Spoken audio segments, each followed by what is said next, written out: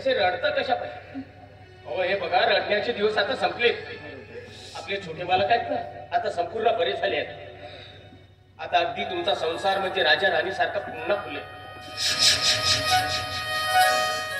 राजा राणी सारखा फुलेल असंच तर स्वप्न बघितलं होतं ना मी गुल्लू माझ्या आयुष्यात. पण बघ ना,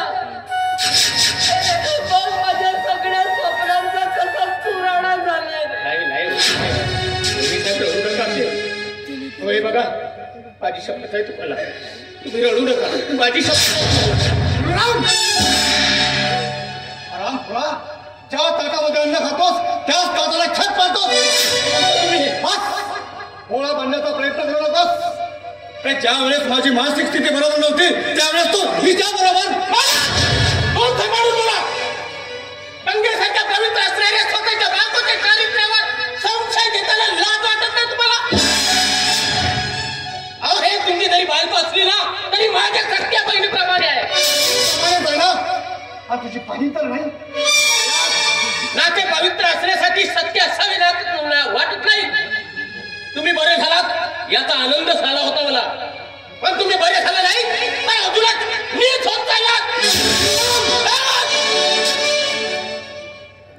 तुम्ही मालक आहात आणि मी नौकर, म्हणून तुम्ही वाटत ते बोलाल ते मी सहन करीत आलो आजपर्यंत. असल्या नीट माणसाशी नोकरी करण्यापेक्षा रस्त्यावर जाऊन हातामध्ये कटोरा घेऊन भीक मागण्या पत्करेन. नोकरी करणार नाही.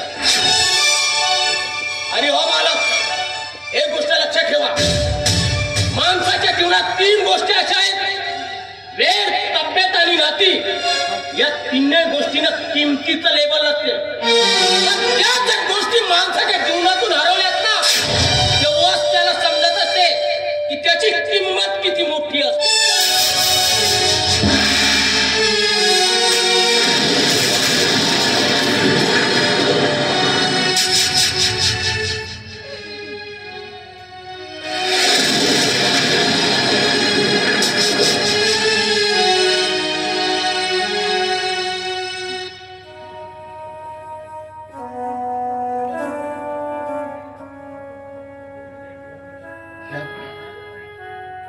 बिलूराबला अगदी मी लहानपणापासून ओळखतोय. माझा एक शब्द देखील त्या माणसाने कधी खाली पडू दिला नाही. आणि आज अचानक हा एवढं सारं काही बोलून केला. कदाचित माझ्या हातून चूक तर घडली नसेल. विधाकरण मी ह्या गुलराम वरती संशय तर घेतला नसेल.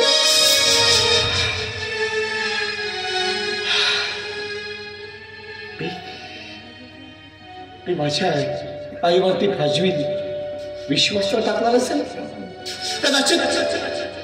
कदाचित माझ्या आईने मला बाळकविण्याचा तर प्रयत्न केला नसेल.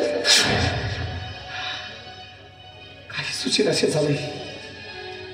अरे माझी प्रिया, माझ्या प्रियाला मी कधी ओळखला नव्हतं. परंतु कशी असेल, पण ती माझी पत्नी आहे. आणि माझ्या वेडेपणामध्ये तिने दिवस कसे काढले असेल नाही. नक्कीच माझ्या हातून काहीतरी चूक होते. मला प्रियाला विचारायला हवं, तिला समजावायला हवं. प्रिया, ए प्रिया, प्रिया.